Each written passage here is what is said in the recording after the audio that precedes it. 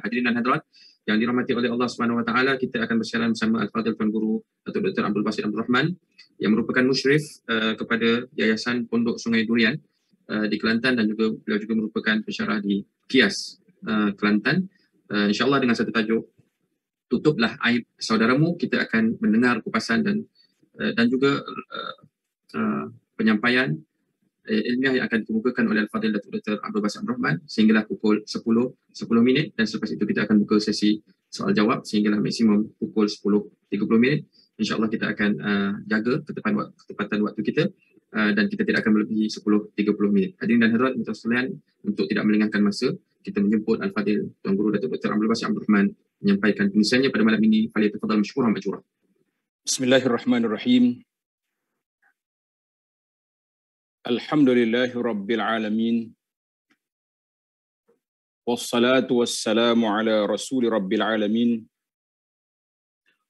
Nabiyyina wa habibina wa qudwatina Muhammad ibn Abdullah wa ala alihi wa sahbihi wa man sar ala nahjihi wa ihtada bihadihi wa istanna bisunnatihi ila yaumiddin. Amma ba'du. Yang dihormati Al-Fadhil Ustaz Hafiz dan semua para peserta muslimin dan muslimat sekalian, Assalamualaikum warahmatullahi wabarakatuh. Alhamdulillah, syukur kita kepada Allah Azza wa Jalla kerana pada malam ini 29 September 2021 kita dapat bersama dalam majlis ilmu yang tajuk dipilih memang sangat-sangat diperlukan oleh kita semua, khususnya di zaman pendedahan, pembongkaran yang tidak terkawal. Sekarang ni siapa nak kawal siapa? Yang boleh kawal kita, iman kita. Kalau kita nak harapkan kawalan daripada pihak pengawal, memang mereka tidak larat. Tak cukup tenaga untuk nak kawal dengan dunia yang sudah terbuka sekarang. Orang boleh buat fitnah pukul 1 pagi boleh. Sambil-sambil bangun tahajud boleh buat fitnah kepada orang. Sambil nak tidur boleh fitnah. Kita mengatakan dunia tidak terkawal. Saya sering berpesan kepada diri saya dan juga sahabat-sahabat bahawa apabila dunia tidak boleh dikawal, kita kawal kita. Macam KKM punya motto ataupun slogan, kita jaga kita. Maksudnya Allah yang jaga kita, tapi usaha tu kita kena buat. Kita kena jaga diri kita, untuk jaga kesihatan, jaga keselamatan. Jadi bila dunia sudah tidak terkawal, undang-undang yang ada tidak terkawal, maka kita kena kawal diri kita supaya penyakit yang ada ini tidak melarat ataupun tidak membarah dan tidak parah kepada dunia yang ada di hadapan kita pada saat ini. Maka tajuk tutuplah aib saudaramu bermakna bila kita tutup aib orang, kita telah menutup aib kita juga. Kita kena ingat, kita kata, oh saya baik sebab saya tutup keaiban orang. Kita jaga kehormatan diri orang. Dengan sebab kita jaga orang, Allah jaga kita.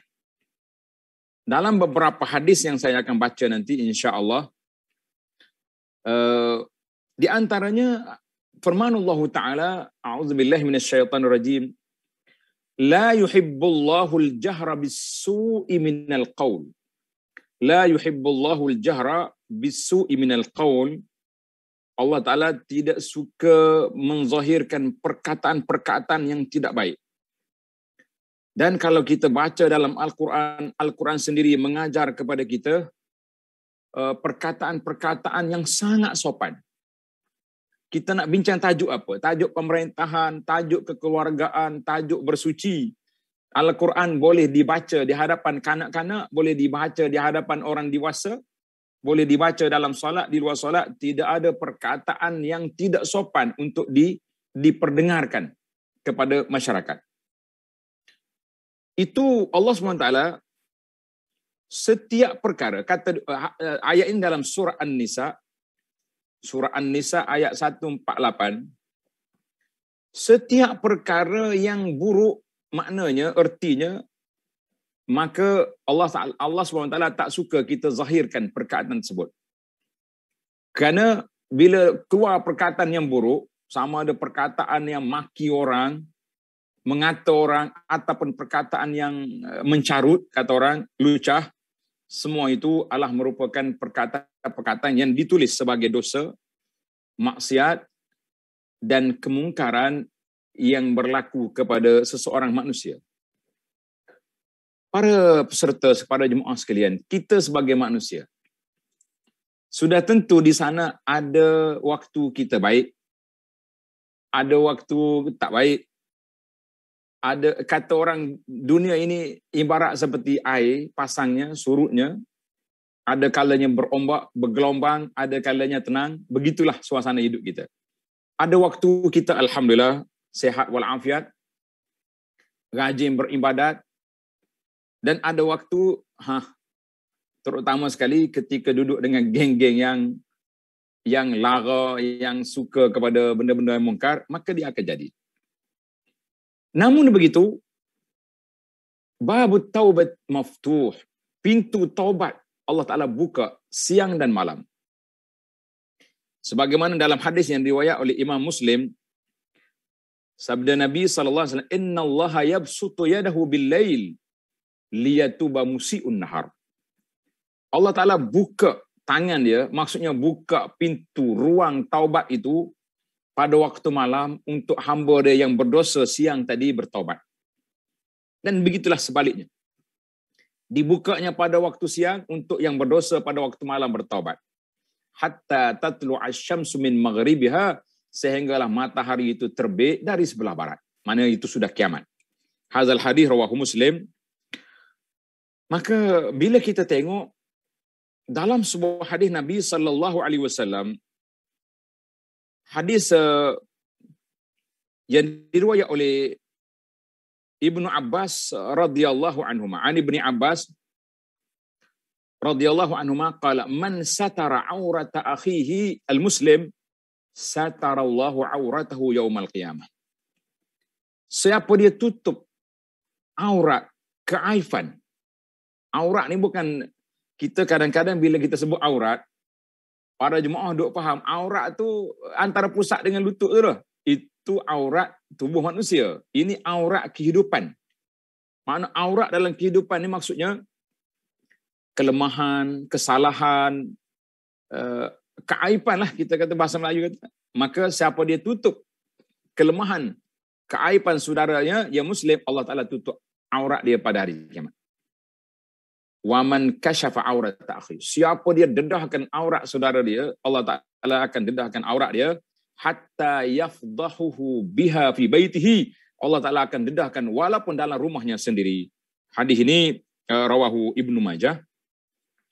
Dalam sebuah hadis yang pendek, yang ringkas lagi, iaitulah hadis yang man satara musliman satarahullah. Hadis ini panjang tapi diambil di sini. Man satara musliman satarahullah yaumal qiyamah. Siapa ditutup keaiban seorang muslim, Allah Ta'ala tutup keaiban kita pada hari kiamat. Allah Ta'ala akan tutup keaiban kita pada hari kiamat. Akhrajahu al-Bukhari wa Muslim. Dua hadis. Maka satu lagi hadis, anda rasa hadis ini sangat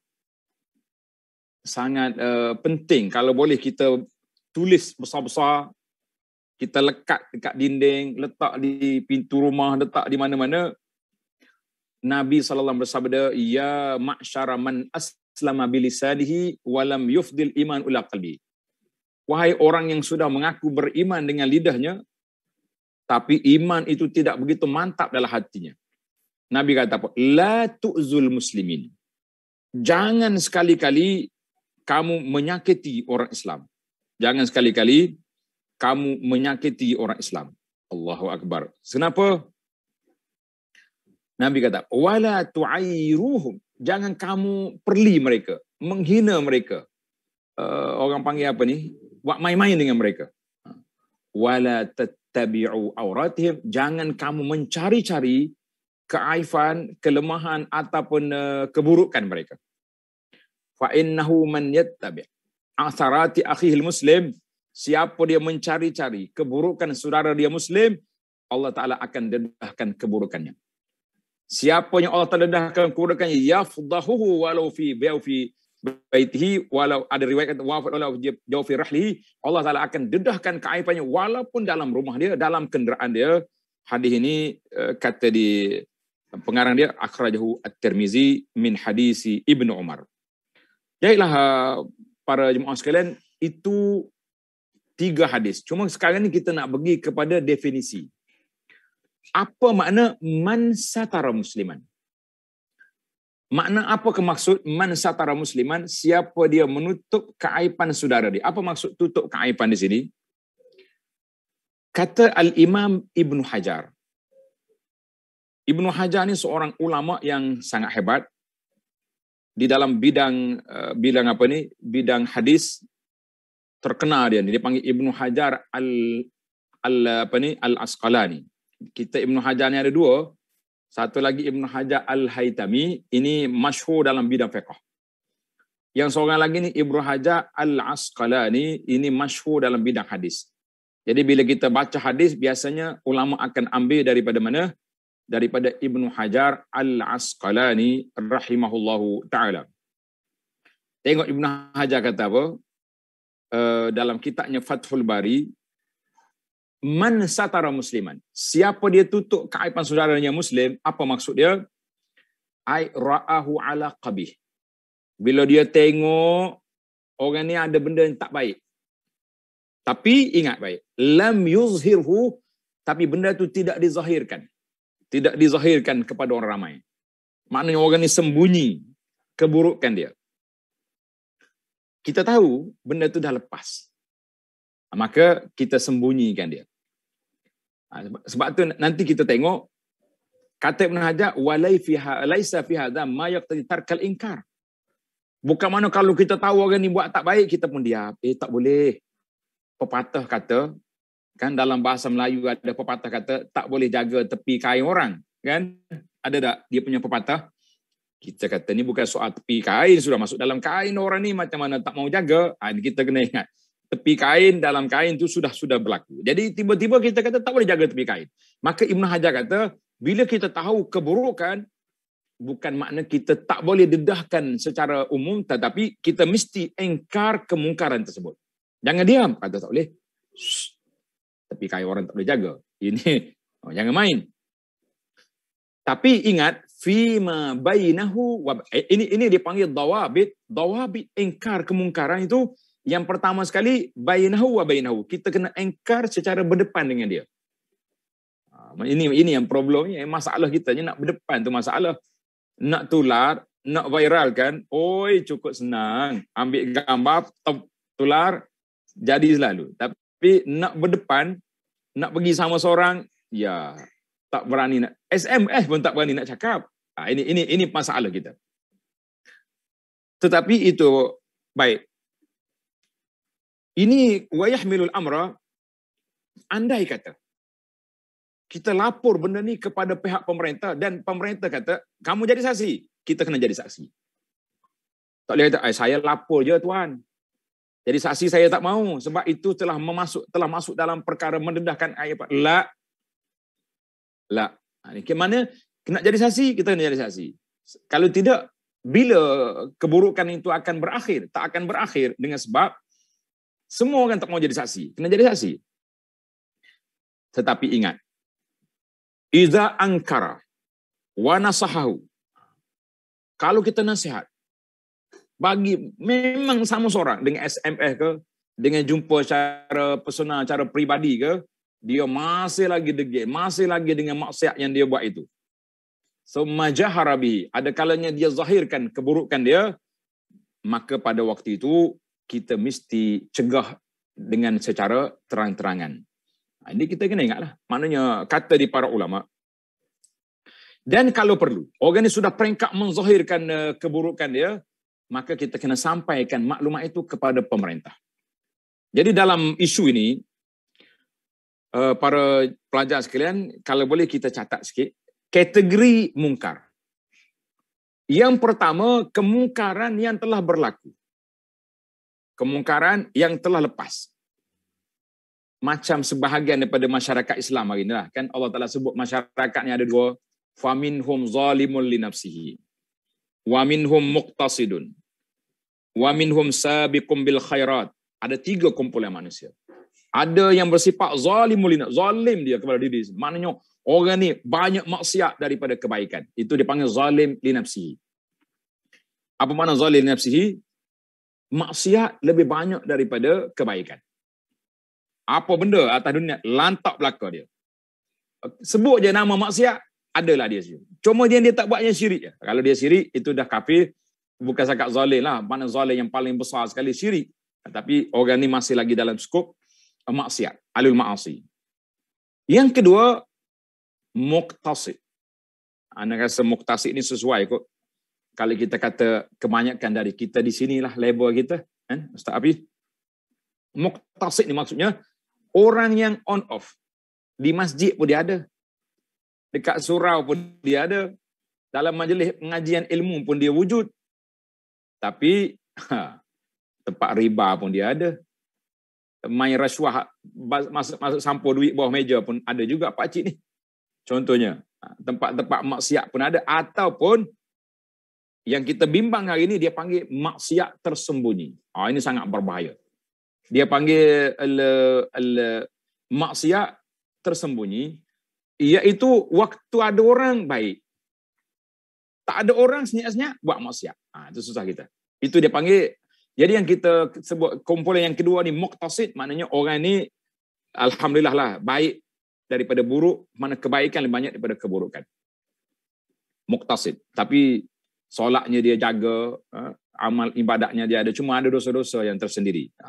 Yang dosa yang lantak semua tadi itu zalimul li nafsi. Yang ketiga wasabiqum bil khairat, ia ni orang taraf tinggi, dia tak buat maksiat, jaga ibadat, jaga penampilan. Kita mengharapkan, kita kata insya-Allah kita masuk, tapi kita tak mengakulah kita. Malu kita nak mengaku. Kita tahu siapa kita kan. Takkan lagi kita nak kata akulah tu orang yang sabiqum bil khairat.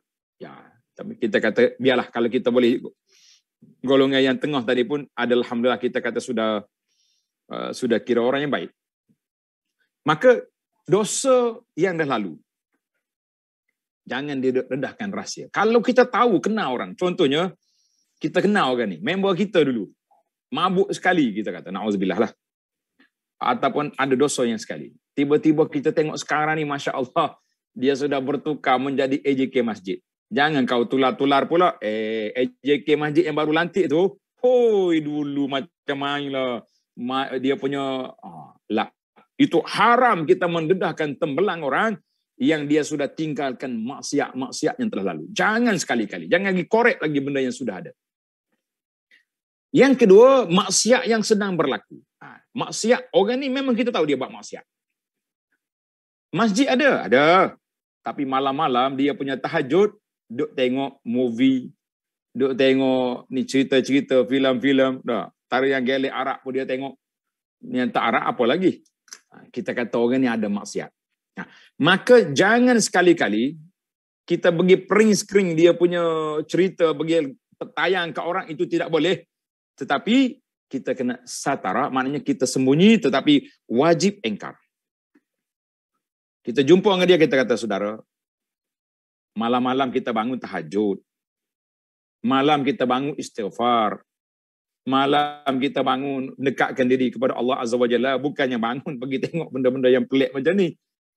Kita wajib engkar. Tapi engkar tu bainaka wa bainahu. Di antara awak dengan dia je. Sebab tu kata Imam Syafi'i, nasihat itu apabila kita beri secara sembunyi itu nasihat. Tapi kalau kita sudah marah depan orang, kita aibkan dia, itu bukan nasihat itu. Itu maknanya sudah mengaibkan orang. Itu perbezaan di antara nasihat dengan aibkan orang. Jadi sekarang ni kita banyak kategori mengaibkan orang daripada beri nasihat. Baiklah, kumpulan yang ada pun maksiat yang akan datang, kita dia panggil tajassus. Itu kita tak perlu cari. Aku dengar lah orang kata dia ni ada nak buat maksiat gini-gini. Tapi kita tak nampak. Kita tak tengok perancangan dia. Jadi kita kata usah mencari-cari. Sebab kalau kita cari, maknanya itulah dia panggil tatabuk, mencari keaiban orang. Baik, ini kategori orang yang merahsiakan dosa dia. Tapi kalau orang tu menzahirkan dosa, al-ijharu bil ma'asi, maka kita mesti larang dia secara terang-terangan. Sebab dia telah menzahirkan. Ada dua kategori manusia. Maka muslimin dan muslimat para jemaah sekalian, kata Imam Nawawi, maksud hadis satara musliman ini, iaitulah kita tutup keaifan orang-orang yang baik, tidak dikenal sebagai orang yang jahat, yang biasa dengan maksiat, duduk buat benda mungkar, tiba-tiba dia tersalah buat dosa. Maka jangan dicanang dosa dia tadi, nanti kita juga, Allah Ta'ala akan letakkan kepada kita satu dosa yang tak ada modal, tak ada harga kita di hadapan Allah Azza wa Jalla. Waktu ana di Madinah dulu, bersama dengan Ustaz Hafiz, kami selalu dengar nukilan daripada Syekh kami, Syekh Muhammad Mukhtar Hafizahullah Ta'ala. Bila orang tanya dia tentang keaiban orang, dia kata, sami'na an salaf. Kami dengar kata-kata ulama salaf. Kalau boleh para peserta tulis kata-kata ini. Sangat menakutkan kita. Aku dengar kata-kata ulama salaf, sebahagian ulama menamakan, iaitulah Imam Malik rahimahullah, Imam Darul Hijrah, Imam Madinah. Dia kata apa? Adraktu qauman lam yakun lahu uyub. Aku kenal beberapa orang yang tidak ada keaifan pada diri dia. Orang baik. Tak ada keaifan, tak ada cacat celah dari sudut perangai. Fazakaru uyuban nas. Tapi dia suka bercakap tentang keaiban orang. Orang ni fulan, orang ni fulan, orang ni begini, orang ni begini.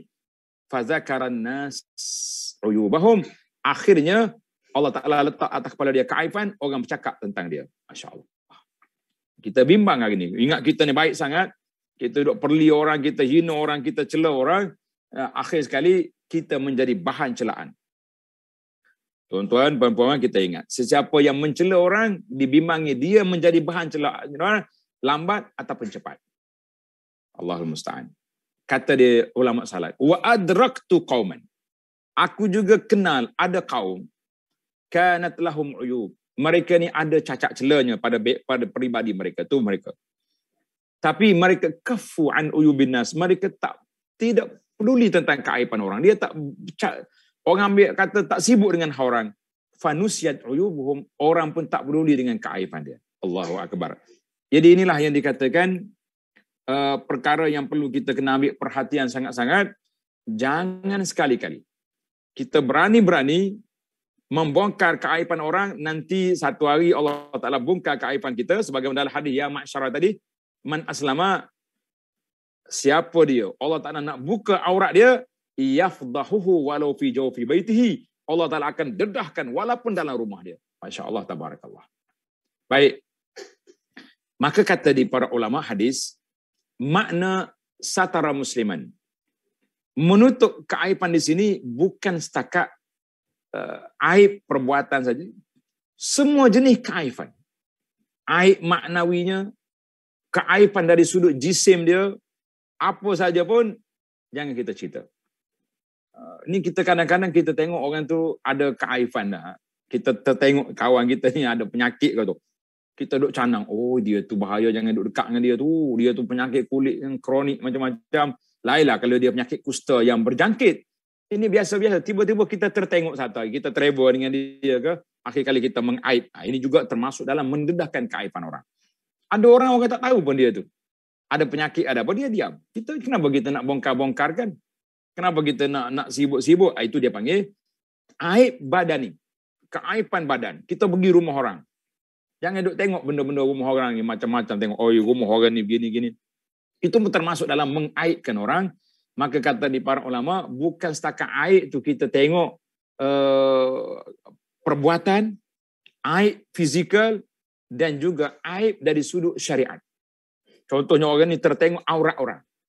Bila kita tengok aurat orang, jangan kita tengok. Tutuplah aurat dia tu. Kalau contohnya wanita, kain tudung dia terangkat ke angin, kita cepat-cepat tutup. Itu pun termasuk dalam satara musliman, menutup keaiban orang. Banyak kata di para ulama, maksudnya komprehensif lah, menutup keaiban orang ni, segala kelemahan yang ada kita tutup.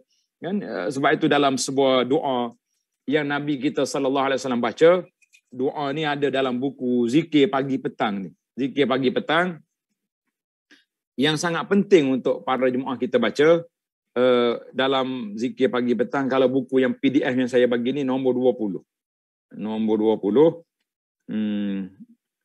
Cuba tuan-tuan tengok. Nanti saya bagi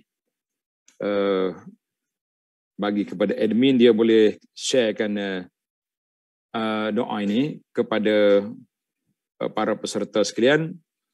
Sebab inilah di antara doa yang sangat penting bagi kita. Kalau kita minta Allah Ta'ala, Allahumma astur aurati.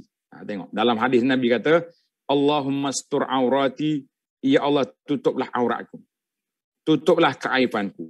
Tutuplah kelemahanku. Itu dipanggil aurati. Semua perkara yang berbentuk keaiban, berbentuk kelemahan, berbentuk apa saja yang tidak baik, maka kita tutup. Baik, para admin boleh share ke dia punya ni, dia punya doa ni. Nanti kita baca. Doa ni dipanggil doa zikir pagi dan petang yang selalu dibaca, diajar oleh Nabi SAW. Di antara doanya, Allahumma astur aurati wa amir rawati. Ya Allah, tutuplah keaibanku. Tutuplah kelemahanku. Dan amankanlah perasaan ketakutan tu. Jadi doa ni komprehensif, perlu sangat kita kena baca pagi juga dan petang. Baiklah, para jemaah sekalian, Islam telah mengajar kepada kita menutup keaiban dalam semua perkara. Baik. Dari sudut kemasyarakatan. Masyarakat, contohnya seorang ni kena zalim. Orang ni dizalimi oleh penjahat ataupun pembuli ataupun siapa saja atas dunia ni, kan, menzalimi. Maka kita wajib kena sembunyikan orang tu. Contohnya ada seorang ni nak khianat pada seorang ni. Orang ni mari berlindung dengan kita. Pakcik, tolong saya pakcik. Saya kalau tidak saya kena pukul ke kawan ni. Maka kita kena sembunyi, letaklah mana pun. Dalam parking kereta ke, dalam garaj kereta ke, dalam reban ayam belakang rumah kita ke. Bila orang tu datang, pakcik tengok dah ada mamak sekian-sekian lalu. Lah, tak ada orang lalu sini. Kata di ulama, bukan sakat sunat, bohong sunat. Wajib berbohong semata-mata kerana nak menutup, membela saudara kita yang dizalimi daripada dia dipukul atau dibunuh oleh orang-orang yang zalim. Karena itulah dalam hadis Nabi kata, laisal kazzab allazi yuslihu bainan nas. Tidak dianggap sebagai pembohong orang-orang yang mendamaikan di antara manusia. Tidak dianggap sebagai pembohong orang yang mendamaikan di antara manusia. Sebab apa? Sebab kalau kita cakap betul, dia tak dengar. Kalau kita tak cakap betul dia lari. Maka dalam hadis ini kita diajar supaya apa? Diajar supaya menyelamatkan kawan tu walaupun kita terpaksa kena berbohong. Itu ada kan orang kata bohong sunat, saya kata setakat sunat tu kecil lagi. Bohong wajib pun ada juga. Pernah dengar ke tuan-tuan bohong wajib? Kalau setakat sunat tu kata, baiklah.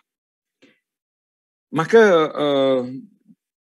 dalam hadis dia kata Allahu sitir yuhibbus sitra. Allah Ta'ala ni sangat menutup keaiban hamba-hamba dia dan dia suka supaya kita tutup keaiban. Kata di Al-Imam As-Suyuti, Allah Ta'ala menutup keaiban hamba-hamba dia kerana itu kalau orang bersalah, peluang yang pertama diberi supaya dia bertaubat. Allah Ta'ala buka pintu taubat. Tapi kita kena ingat, ada taubat sebelum sampai kepada pemerintah. Tapi kalau sudah sampai, tak boleh taubat. Ini dalam bab hududullah. Contohnya orang ni mencuri. Orang ni, na'udzubillah, berzina. Ataupun orang ni minum arak. Setelah ditangkap, dibawa ke kerajaan, ke mahkamah, kita berkata, Tuan Hakim, tak apalah. Saya maafkan dia. Tak perlu jatuh hukuman. Tak. Bila hukuman hudud, sudah sampai kepada pemerintah, maka pemerintah tak boleh gugurkan hukuman. Itu berbeza. Kalau kita nak maaf, sebelum sampai kepada pihak pemerintah. Kena maaf awal-awal lagi. Jadi kita pun tak faham. Macam ada seorang sahabat Safwan, dia tengah tidur, barang dia dicuri oleh orang. Bila dia bawa ke Nabi, maka hukuman orang itu terpaksa dipotong tangan. Mencuri. Dia kata apa? Ya Rasulullah, saya maafkan dia. Saya maafkan dia. Nabi kata, halah. Kenapa kamu tak maaf tadi sebelum bawa kepada aku? Jadi ada dosa-dosa yang kita tak boleh nak gugurkan. Pasal dia telah menjadi hak Allah Azza wa Jalla, maka pada saat itu dipanggil undang-undang hudud. Undang-undang hudud tak boleh. Banyak juga hadis, maka di antara mutatallabat, apakah yang patut kita buat, kita lakukan di dalam program kita nak menutup keaiban orang. Tuan-tuan kena ingat, apakah program yang patut kita lakukan ketika kita nak tutup keaiban orang. Ni anda tengok satu program yang sangat berbahaya. Mungkin tuan-tuan tahu. Dia panggil program motivasi. Motivator ni nak tunjuk dia hebat. Nak tunjuk dia hebat. Dia arahkan semua para peserta, pelajar-pelajar ataupun budak-budak, pemuda-pemuda yang ada dalam dewan ini supaya pejam mata dan dia akan ditanya, pernah kamu berzina? Siapa dia zina, angkat tangan. Pernah kamu pukul orang? Pernah kamu isap rokok? Pernah kamu ambil dadah? Pernah kamu? Masya Allah. Benda itu direkam. Ini satu perbuatan jinayah mengaibkan orang. Ingat, motivasi kalau macam ni, ini bukan motivasi ni, ini program mengaibkan orang. Tak boleh. Karena itu, dalam para jemaah sekalian, kita kena sembunyikan dosa kita, walaupun suami isteri. Hari ini, kita ada program bangun tahajud. Bangun tahajud sudah menjadi trend zaman kita hari ini, para pelajar sekalian. Dia panggil tahajud Zoom. Ni model baru ni. Tak tahulah. Tahajud Zoom, Yasin Zoom, apa lagi Zoom yang banyak ni. Dia panggil Mazhab Az-Zomi pula, dah banyak sekarang ni. Jadi bila mari program tahajud ni, dalam program itu macam-macam lah. Ada doa, ada bacaan. Ada juga menceritakan pengalaman. Ini hati-hati. Saya dulu ustaz, saya dulu gini. Mendedahkan keaiban. Jangan. Kalau ada ustaz ke, motivator ke, siapa saja, cakap dengan awak, dedahkan rahsia untuk kita mengambil pengajaran, mengambil iktibar. No, kita kata. Allah Ta'ala tutup rahsia aku, kenapa aku nak buka? Jangan. Allah Ta'ala tutup rahsia kita, kenapa kita nak buka rahsia? Kita kata ini satu perbuatan jenayah kepada seseorang. Sampai peringkat. Bila kita bangun munajat malam, sampai waktu bermunajat. Saya kata eloklah suami dengan isteri asyik duduk jauh-jauh sejadah. Suami di bilik ni, isteri di bilik ni. Masing-masing doa. Ya Allah, ya Tuhanku, aku dulu gini. Jangan bagi dengar oleh isteri. Kalau isteri dengar, oh ye, hey, Pak Haji ni boleh tahan juga. Tu main dulu nasib baik kahwin dengan aku. Kalau tidak teruk lagi. Hilang down. Isteri ingat ke dia kahwin dengan Pak Cik ni? Ingat kau orang baik-baik, nampak macam warak. Ya, rupanya ada dosa tersembunyi yang didedahkan. Dah 30-40 tahun dosa yang lalu, kenapa kamu dedahkan sekarang? Allah Ta'ala sembunyi, kenapa kamu dedahkan? Ini perbuatan yang tidak baik. Sama ada kita dedah rahsia orang, atau kita dedah kita sendiri. Jangan buka rahsia kepada orang. Ana di antara yang saya tak selesa. Mungkin Ustaz Abi ada pengalaman juga. Waktu haji. Bila dia tengok Ustaz duduk seorang kat bilik guru, di Mekah, ada jemaah datang. Dia kata, Ustaz free ke? Saya nak cakap sikit. Oh, kata boleh lah. Kita di Mekah ni, saya tak ada kerja lain dah. Nak pergi ceramah makan jam, tak ada dah. Ceramah kat hotel ni lah, pagi, petang, siang, malam. Oh, dia kata, Ustaz, saya dulu jahiliah. Terkejut kita, tuan-tuan. Saya dulu jahiliah. Saya kalau orang mula muqaddimah dengan ayat-ayat tak baik macam ni, kita akan cut selalu. Sebelum dia cerita keaiban dia. Kata, saudara, Saudara dulu jahiliah ya. Oh ustaz. Oh ya. Excited dia. Memang semangat dia nak cerita keburukan dia. Kata jangan. Cerita dengan Allah saja. Kau bangun malam ni pukul 1 pagi. Pergi depan Kaabah. Jangan bawa isteri. Kalau isteri pergi suruh dia duduk di sudut lain. Mu bercakap dengan Allah depan Kaabah. Ya Rabbi. Aku ni hamba-Mu. Engkau panggil aku datang ke sini. Untuk semata-mata nak beri keampunan kepada aku. Sebagai tetamu ya Allah. Dosa aku gini kita sebut. Wala yaghfiru dzunuba illa anta. Tidak ada siapa yang boleh mengampunkan dosa aku kecuali-Mu ya Allah. Kita menangis di situ. Ha huna tuskabul amarat. Kata di para sahabat, di sini di Multazam inilah tempat kita tumpahkan air mata. Kita dengan Allah Azza wa Jalla itu dibenarkan. Tapi nak cerita dengan orang jangan. Jadi sahabat kita yang semangat tadi, bila saya tengok dia, saya kata, saudara, oleh kerana saudara mengaku jahiliah, saya nak tanya sepatah ya. Oh, dia kata, apa Ustaz? Ingat nak tanya pengalaman dia buat maksiat ke apa kan? Dia kata apa? Saya tanya dia, Tuan sempat ke dengan mendiang Abu Jahal ni? Dia pun terkejut. Dia kata, Ustaz, mana ada Abu Jahal? Iyalah, dah jadi jahiliah kan? Bapa jahiliah, Abu Jahal. Jadi, awak sempat ke dengan dia? Dia kata tak sempat. Kemudian kata duduk sini, kita bagilah tazkirah pada dia.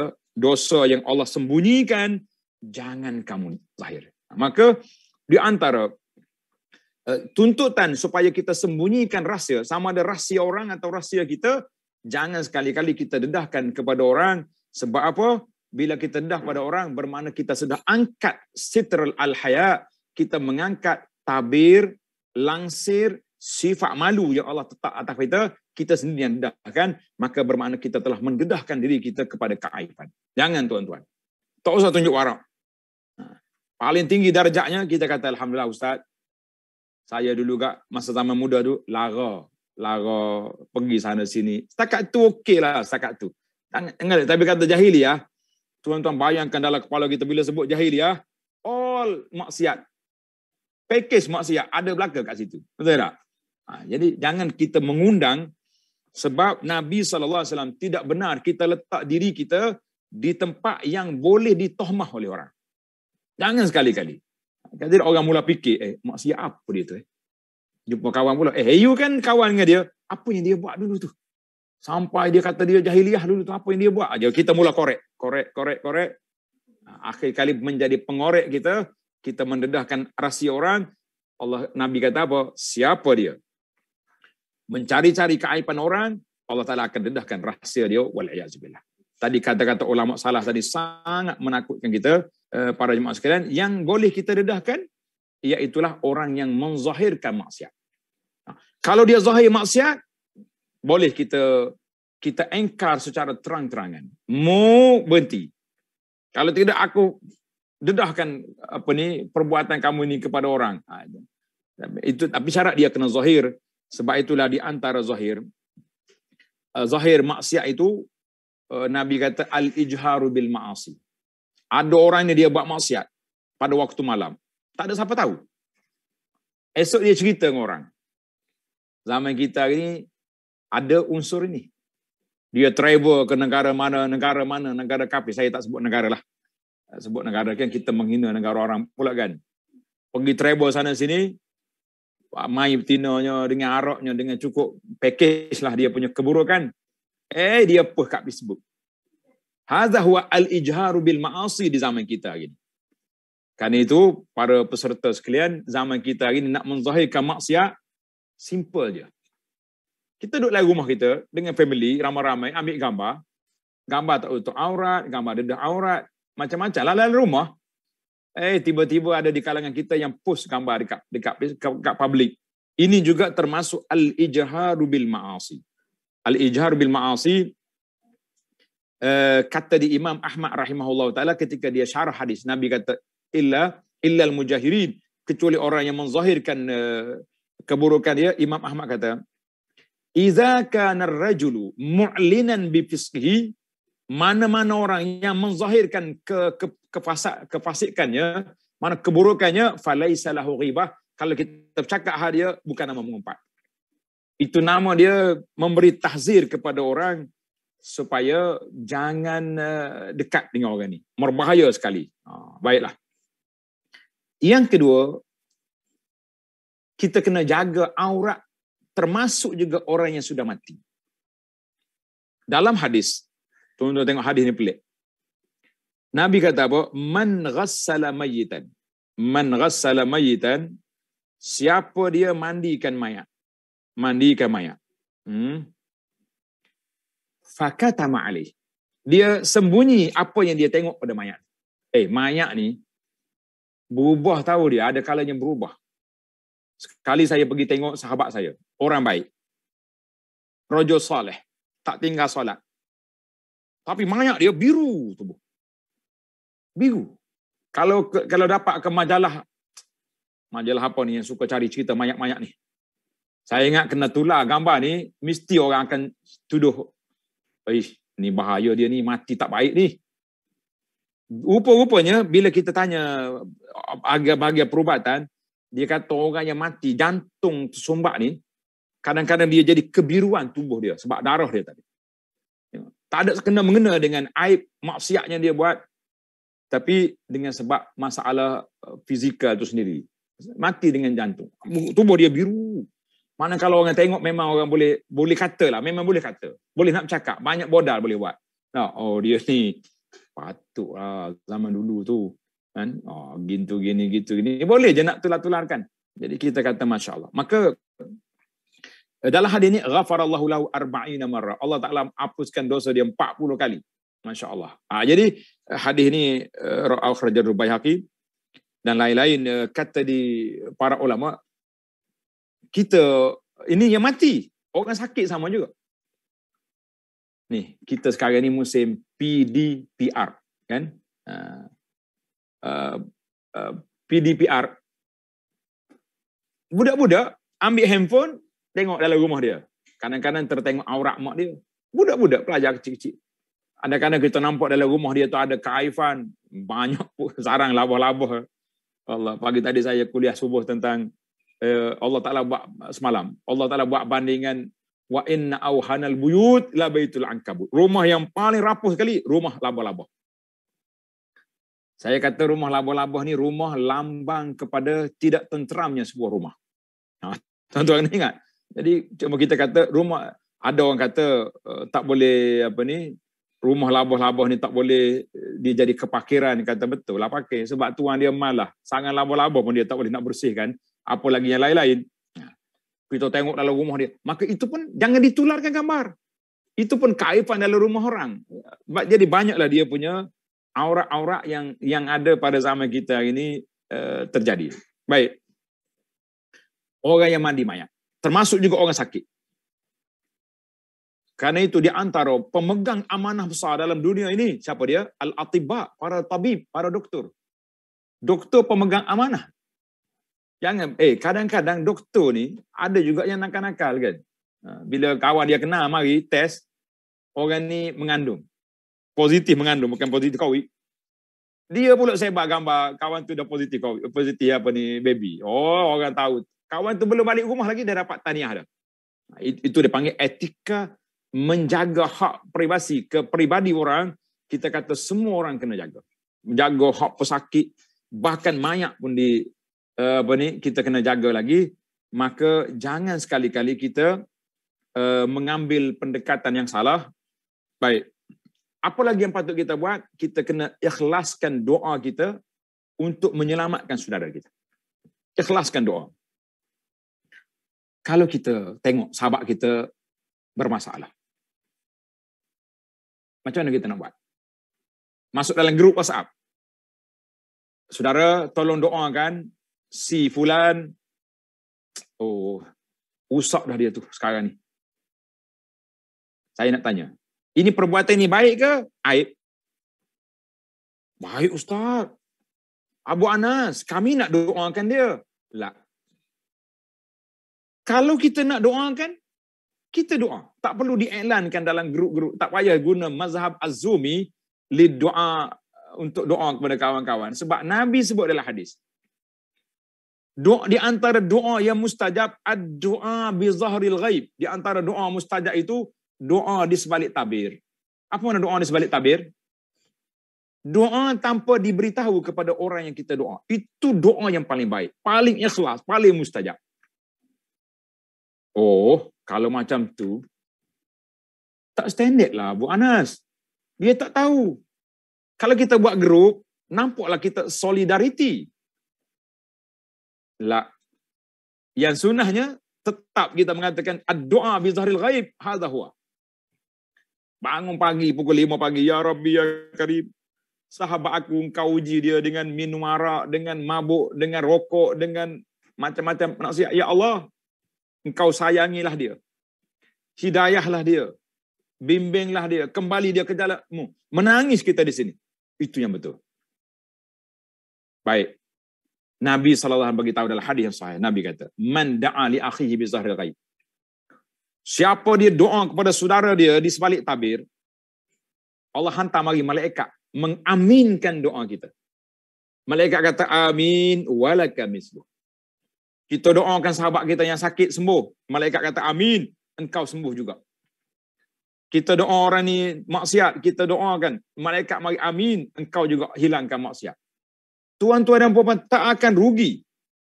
Sekelumit tidak ada kerugian kalau kita berdoa kepada saudara kita di sebalik tabir, kata orang maknanya dalam bahasa Arab kata bizahril ghaib. Doa di sebalik tabir, kita tidak akan kerugian apa-apa sebab doa itu kembali kepada kita dan dapat kepada orang yang didoakan. Saya tengok cerita ni sikit lah. Takut mengantuk dah pendengar ni. Ada orang ni dia belajar doa di sebalik tabir. Dia pun balik. Dia tanya Ustaz, doa ni kalau kita nak doa waktu mana? Ustaz kata ketika nak buka puasa, itu mustajab doa. Dekat nak buka puasa dia pun berdoa, Ya Allah, Ya Tuhanku, saudara aku tu, sahabat karib saya, sudah tua diri tapi belum ada isteri. Ya Allah, rezekikan pada dia isteri. Bila dengar macam ni, isteri dia sedang masak nak untuk buka puasa, bawa dia punya sodek. Orang Kelantan kata sodek ni apa benda ni? Senduk. Sudip atau senduk? Senduk. Dia kata, bang, jangan doa. Dia kata, aku doa kawan. No, jangan doa. Nak doa lain. Rupanya bini dia dengar dah ceramah ni. Jadi kalau dia kata, Ya Allah beri rezeki isteri pada dia, maknanya malaikat doa, engkau dapat juga. Iaitu bini dia cepat-cepat datang. Tukarkan doa lain. Doa ni tak valid untuk saat ini. Masya Allah, tabarakallah. Baik. Kita balik ke tajuk kita lah. Para jemaah sekalian, yang penting sekali ikhlaskan doa untuk menutup aib. Tadi saya sebut doa tadi, Allahumma astur aurati wa amir rawati. Tuan-tuan boleh habis dalam grup lah nanti, insya-Allah. Mana doa kita minta tutup keaiban kita. Baik, apa sebabnya kita nak tutup keaiban orang? Sebab apa? Bila kita tutup aiban orang, Allah janji. Allah tutup keaiban kita. Masya-Allah. Siapa dia sibuk mencari keaiban orang, seolah-olah dia sibuk nak mendedahkan keaiban dia. Allahu Akbar. Ingat kata-kata ulama salaf, manishtaghala bi'uyubin nas, siapa dia sibuk mencari keaiban orang, seolah-olah kita sekarang ni sedang membuka ruang untuk Allah dedahkan keaiban kita. Kita ni tuan-tuan jangan kata saya tak ada aib apa. Cakap boleh. Mana ada manusia yang tak ada aib? Mana manusia yang tak ada kelemahan? Semua kita ada kelemahan. Allahu Akbar. Sebab yang kedua, kita kena ingat at-tafakkur fi fadli sitri ala nas. Banyaknya kelebihan orang yang menutup keaiban saudara-saudara dia. Banyaknya kelebihan menutup keaiban saudara dia. Sebagaimana dalam hadis yang kita baca awal tadi, la yasturu abdun abdan fid dunya illa satarahullahu yaumal qiyamah. Mana-mana orang yang menutup keaiban saudara dia, maka Allah Ta'ala akan tutupkan keaiban dia di hari kiamat. Kalau hari kiamat esoklah yang kita bimbang. Hadis ini dikeluar oleh Imam Muslim. Man satarahu musliman, satarahullah. Siapa dia tutup keaiban orang Muslim, Allah Ta'ala tutup keaiban dia. Jadi hadis-hadis ini, kita ingat kepada hadis inilah barulah kita teringat kepada kata-kata para ulama tentang bagaimana kelebihan menutup keaiban. Baik. Yang ketiga, at-tafakkur fi maghabbah. Kita kena ingat tentang ghibah, dosa-dosa membincangkan hak orang. Berat sekali. Satu hari Nabi kita berjalan dengan sahabat-sahabat. Sahabat-sahabat berjalan, ada sahabat ni tersebut hal orang. Ya, maklumlah, ramai-ramai berjalan kan. Nabi senyap. Tiba-tiba sampai satu tempat, ada seekor dongki mati. Bangkai, busuk. Nabi kata, siapa yang bercakap tadi? Sahabat tak tahu ada masalah apa. Saya. Dia kata, mu turun daripada kenderaan kamu, pergi ambil tu bangkai. Busuk Rasulullah. Nabi kata, apa yang kamu cakap? Tadi, lebih busuk daripada bangkai. Nabi kita buat analogi, bandingan yang cukup dahsyat. Kerana itu Allah Ta'ala sebut dalam Quran, ayuhibbu ahadukum an ya'kula lahma akhihi maitan. Adakah seorang kamu suka makan daging saudara dia yang mati? Lagi kita tak suka. Jadi ini panggil.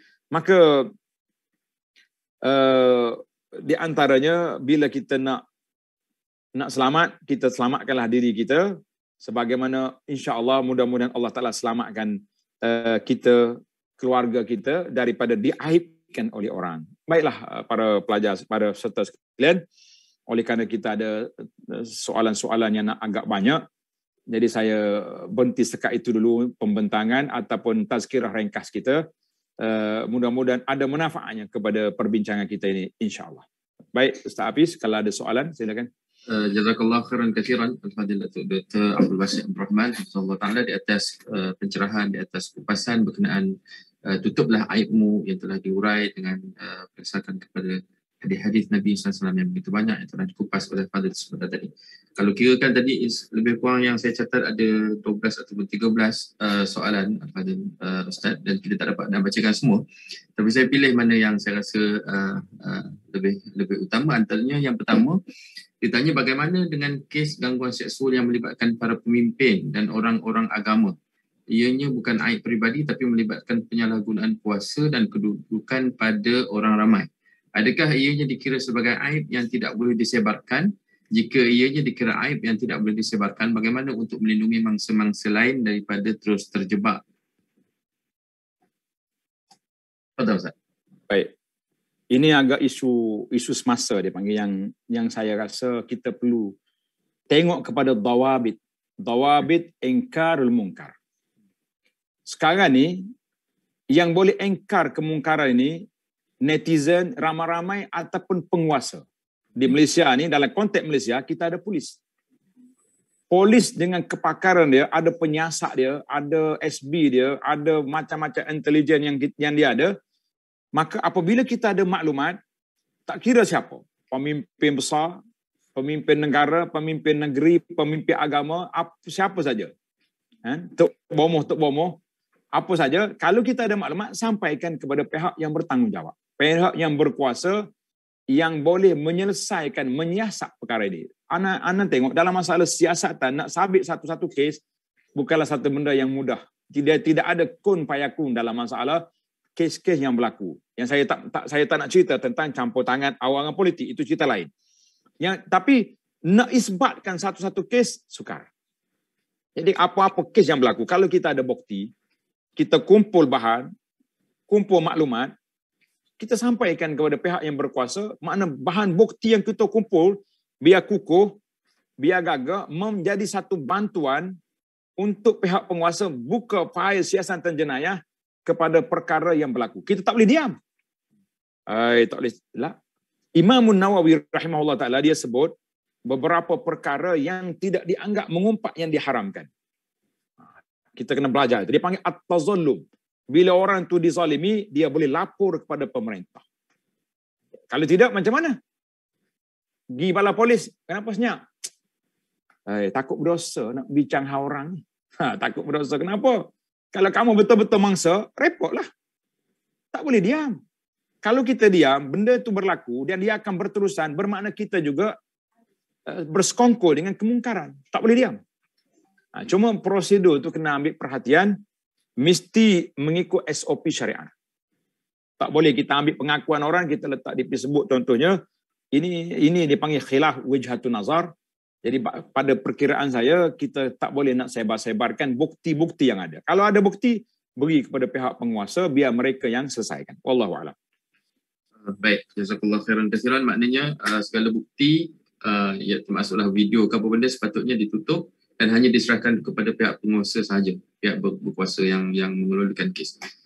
Soalan yang kedua Ustaz, kalau kita baca keaiban orang yang ditulis di media sosial, sama ada di Facebook, sama ada di laman web dan sebagainya, adakah kita dikira berdosa walaupun kita tidak forward dan bercerita kepada orang lain, dan orang tu pula yang bercerita dia maksudnya tidak dedahkan identiti dia?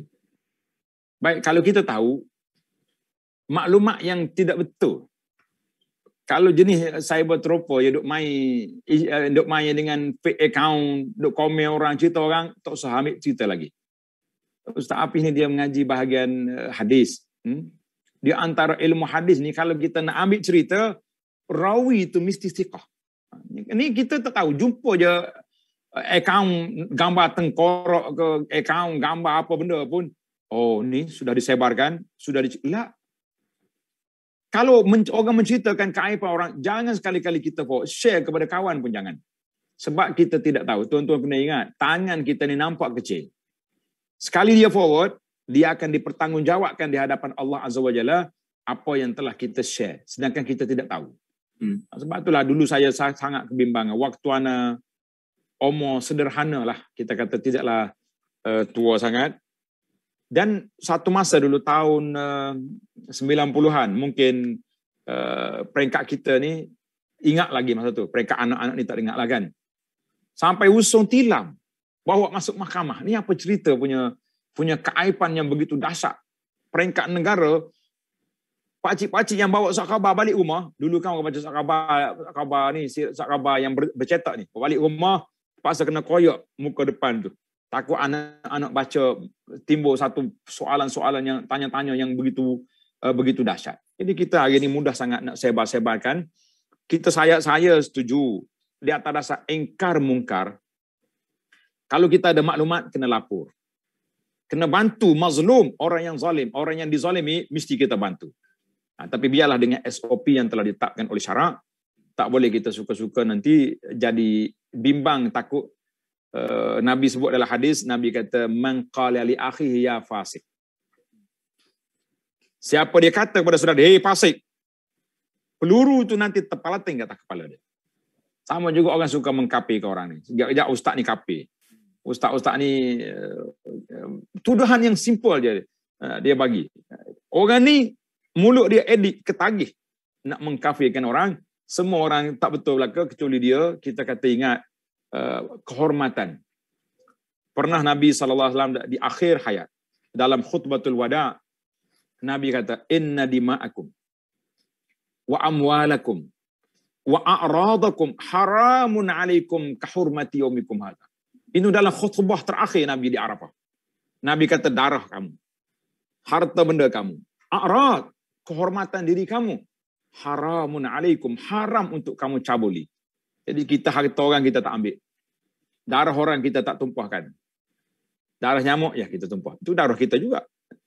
Tapi kehormatan diri orang, berapa banyak tangan yang telah mencalarkan kehormatan. Ini masalah kita. Pernah Ibn Umar tengok pada Kaabah. Ibn Umar dia tengok pada Kaabah, dia kata, ya Kaabah, ma'a'zamaki, betapa agungnya kamu, mulianya kamu. Allah Ta'ala jadikan kamu tanda, bukan tempat sembah, tanda, mercu tanda sebagai kesatuan umat. Seluruh dunia hadap ke sini. Tapi wa hurmatul muslim a'zamu mink. Dia kata kehormatan diri seorang muslim lebih besar daripada kehormatanmu. Itu kata siapa? Ibnu Umar. Allahu akbar. Jadi para peserta sekalian, tidak mudah. Jadi kalau kita kata orang ni kena zalim, kita kena bantu dia tapi dengan cara-cara yang jangan diam. Tak boleh. Tak boleh kita tak boleh takut lah. Ingkar mungkar itu kewajipan. Wallahu a'lam. Baik, Doktor, soalan seterusnya, apa hukum menceritakan isu-isu ataupun masalah-masalah peribadi kepada pihak konsulat ataupun ustaz yang kita yakini boleh memberi nasihat ataupun memberi panduan kepada kita dalam landasan hidup mengikut syariat Islam? Setakat yang anda tengok, bukan semua orang boleh didedahkan rahsia. Kalaulah wanita muslimah ada masalah dengan suami, kepada siapa dia nak mengadu? Nak mengadu pada keluarga, lagi timbul lagi besar. Kan? Orang Arab kata, ja'aluha habbatan ja'aluha qubbah. Yang kecil akan jadi dom. Pergi mengadu dengan orang ni. Lah. Saya sendiri kalau ada wanita WhatsApp nak mengadu hal suami, saya akan nasihat, akan padam, kita tak akan terima. Sebab fitnah kepada ustaz tu sendiri. Berapa kes yang telah terjadi? Yang menjadi cakapan-cakapan ini. Puncanya inilah puncanya. Puncanya wanita pergi mengadu kepada ustaz, pada motivator, akhir sekali dia pula menjadi mangsa kepada orang yang sama. Ingat baik. Paling tinggi yang kita nak mengadu, kalau tak boleh mengadu pada mak, takut jadi api itu makin marak, makin besar, mengadu pada kakak, adik-beradik. Tak boleh juga. Jangan silang jantina. Lah, mengadu pada ustazah, yang kita tahu dia ni amanah, jujur, tidak mendedahkan rahsia orang. Baru kita boleh mengadu. Bukan semua orang. Yang jadi at-tamatul kubra, yang jadi bala dalam dunia ini, apabila wanita mengadu kepada laki-laki. Tak kira lah laki-laki ustaz ke apa. Yang penting kalau dia mengadu ke malaikat, tak apa.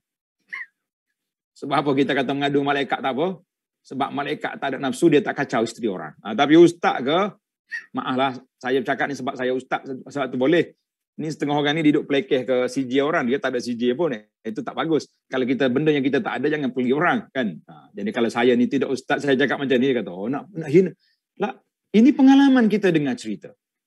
Punca kerusakan mari daripada mana? Datang daripada silang jantina tadi, salah orang. Jadi kalau nak mengadu kepada tempat yang sesuai. Wallahu a'lam. Barakallahu fiik, syukrullah. Kita ada 10 minit lagi. Kalau sekiranya kita terbuka aib orang yang telah meninggal dunia, kita tak dapat nak minta maaf lagi, apa yang patut kita lakukan kepada si mati? Untuk memohon ampunan. Pergi kubur dia hari-hari lah. Nah, macam mana? Tiap-tiap hari post gambar kubur. Dia kata di para ulama, ini dia panggil muhawalah. Sebab kita nak minta maaf dah tak dapat. Orang dah mati. Ataupun kita mengaibkan dia lepas dia mati. Memanglah. Maka di mana kita aib dia, di situlah kita puji dia. Di mana kita aib dia, kita kena puji dia. Contohnya orang ni kita dedahkan satu benda yang tak baik tentang dia. Kemudian kita insaf.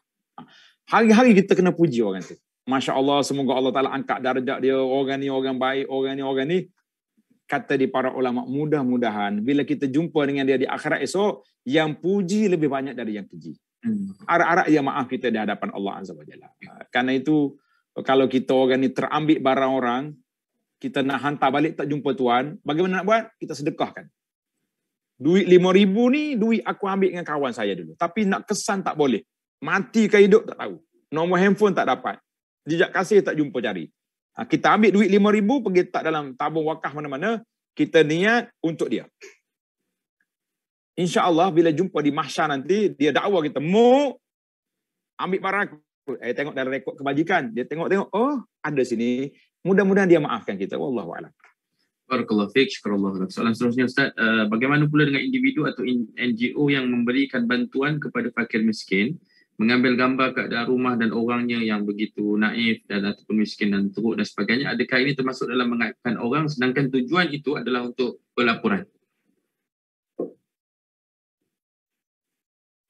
Sekejap. Line tak jadi di awal tadi. Ustaz, ulang balik. Anak-anak ulang balik. Bagaimana hukum individu ataupun pihak NGO yang memberikan bantuan kepada fakir miskin, mengambil gambar ataupun orang itu dalam keadaan yang mereka itu naif dan ialah keadaan rumahnya yang bersepah dan sebagainya, tujuannya adalah untuk pelaporan. Adakah ini termasuk dalam mengaibkan orang tersebut?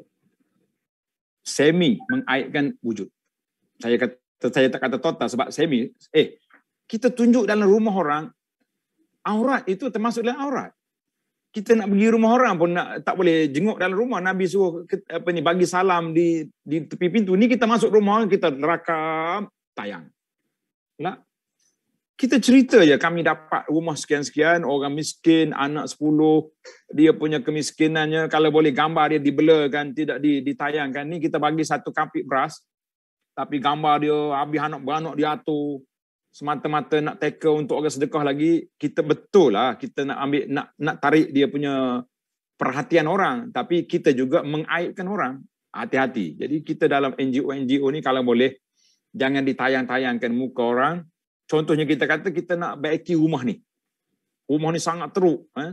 Atap dia bocor, dinding pun tercabut. Kalau datang angin malam-malam sejuk, kita tengok gambar, kita kata nak baiki rumah ni. Kos dia RM25,000. Tak payahlah duk tayang tuan kat depan, masuk dalam tunjuk bersepah. Cukup kita tunjuk rumah ni perlu diganti. Kita kurangkan dah menayang-nayangkan keaifan orang. Ini juga adalah unsur-unsur walaupun ustaz, saya dapat keizinan tuan dia tahu apa, dia nak duit. Dia nak suruh kita buat rumah dia ya, tapi kehormatan diri orang tu tinggi. Sebab itu Nabi kata sallallahu alaihi wasallam, laisal miskin, bukan orang miskin yang patut kamu bantu orang yang duk holor tangan, duk minta sana sini. Bukan itu. Tetapi orang miskin yang patut kita bantu, orang yang tidak ada sesuap makanan untuk dia makan, tapi dia tak pernah minta dengan orang. Apalagi nak angkat bendera putih, tak akan angkat. Tapi makanan tidak ada. Kenapa pula macam tu? Dia tak ada makanan, mintalah. Allah Subhanahu Wa Taala nak minta. Kita prihatin dengan jiran tetangga. Prihatin dengan keluarga kita. Prihatin dengan masyarakat kita. Kita mencari siapa orang yang perlu. Bukan tunggu mereka mengangkat bendera menyatakan perlu. Berbeza. Ini kita sekarang ni suka benda-benda macam tu. Maka berhati-hatilah kita dalam kerja-kerja kebajikan. Semoga pahala kita tidak berkurangan. Wallahu a'lam. Barakallahu fiik. Yang terakhir saya, tempat-tempat yang dibenarkan untuk kita menceritakan aib seseorang ataupun kita mengribah, mengumpat seorang selain daripada di hadapan mahkamah menurut syarak. Saya sebutlah, Imam Nawawi sebut 6 tempat. Yang pertama, at-tazallum, orang yang kena zalim. Kena zalim dia boleh je. Dia cerita pada orang, aku ni kena zalim, kena khianat kepada orang ni. Jadi sama ada kita lapor ke mahkamah, lapor ke qadi, lapor ke polis, boleh ya kita. Ataupun penghulu kampung kita, dia ni khianat dengan saya. Tengok, dia ambil tanah saya, dia ambil kebun saya, contohnya dia ambil buah-buah saya, boleh. Yang kedua, apabila kita nak minta bantuan untuk melarang kemungkaran. Kita boleh telefon ke pihak penguasa agama. Cik, di kawan saya ada orang berjudi sini. Boleh kita panggil datang. Kalau tidak, macam mana kita nak orang nak tahu? Yeah. Yang ketiga, istifta.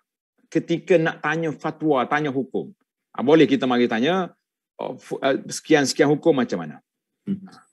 Yang keempat, tahzirul muslimin minasyar. Orang ni memang orang buat tak baik. Maka kita boleh bagi amaran. Contohnya, kamu jangan pergi dengan dia tu. Dia tu tok bomo tu. Mula-mula tok bomo. Akhir-akhir silap-silap jadi tok gomo pula. Dia gomo orang pula. Macam-macam terjadi. Jadi kita kena maklum. Ataupun orang ni memang bawa ajaran sesat. Dia panggil ajaran batiniah. Batiniah ni kalau kita ikut lama-lama, Nabi tu Tuhan, Tuhan tu Nabi. Ini bahaya. Ingat baik. Ini kita kena tahzir. Kita kata jangan ikut dia ni. Bahaya ni. Mimpi apa baru ni yang baru taubat ni. Mimpi di siang hari, di akhir usia contohnya. Jadi kalau kita tahu benda tu memang salah, kena maklumkan. Jangan pula kita biarkan. Kalau kita biarkan, jadi orang sesat dengan sebab dia. Itu dia panggil. Yang kelima, kata Imam Nawawi, orang yang menzahirkan keburukan dia. Kalau dia zahirkan maksiat, boleh ya kita cerca dia, sebab tidak ada lagi kehormatan diri dia sendiri. Tadi yang keempat tadi, contohnya apa ni, yang keempat tadi dia kata apa? Kita beri amaran kepada orang tentang keburukan orang. Ada orang minta nak pinang keluarga kita. Tapi kita kenal dia ni tokek dadah. Tokek judi. Wajib kita kena maklumkan. Jangan ambil dia tu. Ada kepiuh atas kepala. Dia berlakunya tu. Saya kenal dia. Maka kita kena beritahu awal-awal. Jangan berlepas kahwin bila ada kek. Aku tahu dah. Buat senyak lah. Berdosa awak. Sebab awak bersekongkol dengan kemungkaran. Sedangkan perkahwinan ni bukan satu sehari dua. Kita kahwin. Nak pergi ke akhirnya sampai ke syurga. InsyaAllah. Yang ke-6 yang terakhir, at-ta'rif. Kita nak perkenalkan. Siapa dia tu? Orang tu lah yang tempang tu. Yang mata tak nampak sebelah. Itu tidak mengaibkan. Tapi dia kata ta'rif. Tapi kalau kita kenal dengan nama dia, tak perlu kita sebut sifat kecacatan dia tu. Ramai di kalangan ulama besar. Nama A'mash, A'raj, orang tempang, Asam, si buta, si tuli. a'ma si buta. Jadi kalau tidak dikenali kecuali dengan sifat tu boleh kita sebut. Tapi kalau tak perlu, buat apa nak sebut? Wallahu alam. Itu Imam Nawawi sebut kepada kita 6 tempat yang kita boleh sebut hal orang kalau perlu. Kata di ulama, sebut hal orang ni macam makan bangkai. Bukan seronok-seronok boleh buat BBQ, makan kerana nak hambat lapar. Mana kita sebut hal orang kerana keperluan tersebut. Jangan lebih daripada itu. Wallahu alam. Barakallahu fiik, syukurallahu lak. Yang terakhir saya ada permohonan daripada salah seorang jemaah kita, mohon kongsikan nombor akaun Pondok Sungai Durian untuk sumbangan. Kita bagi apa ni dalam itulah. Tuan-tuan nak tulis ya, tulis. Nombor akaun Yayasan Pondok Sungai Durian, Maybank 55 302 961 9714. Kalau boleh tulis kat bawah tu. 55 302 961 9714. Maybank atas nama? Ya. Maybank atas nama? Maybank nama dia Yayasan Pondok Sungai Durian ya. Yayasan Pondok Sungai Durian. Baik. Jazakumullah khairan. Barakallahu fikum. Kita tutup majlis kita Al-Fadhil Datuk Dr. Abdul Rashid dengan doa ringkas daripada Doktor. Bismillahirrahmanirrahim. Alhamdulillah wassalatu wassalamu ala Rasulillah Nabiyina Muhammad wa ala alihi washabihi ajma'in. Allahumma tahhir qulubana minan nifaq wa alsinatana minal kadhib wa a'yunana minal khiyanah. Ya Allah, bersihkan hati kami daripada sifat munafik. Lidah kami daripada mencela, mencerca, mengumpat, mengeji orang. Dan hati kami daripada sifat yang tidak baik. Dan mata kami daripada mata yang khianat, suka memandang keburukan orang, suka menutup kebaikan orang. Ya Allah, ya Tuhan kami, jadilah kami orang yang baik, suka menyebarkan kebaikan, menutup keburukan, suka melakukan amalan yang baik, meninggalkan perkara-perkara yang mungkar dan maksiat. Ya Allah, ya Tuhan kami, dengan nama-Mu yang maha indah, dengan sifat-Mu yang maha tinggi, supaya Engkau jadikan kami dan keluarga kami orang-orang yang istiqamah di atas jalan Engkau redai, mengikut petunjuk kitab-Mu ya Allah, mengikut sunnah Nabi-Mu ya Allah, menjauhkan diri daripada benda-benda yang khurafat, benda bid'ah, benda mungkar dan perkara-perkara yang tidak baik. Ya Arhamar Rahimin. Ya Allah, berikanlah kepada kami keselamatan, kesejahteraan, jauh daripada bala bencana, jauh daripada COVID, jauh daripada segala penyakit yang tidak baik. Ya Arhamar Rahimin. Rabbana la tuzigh qulubana ba'da idh hadaitana wa hab lana min ladunka rahmah innaka antal wahhab.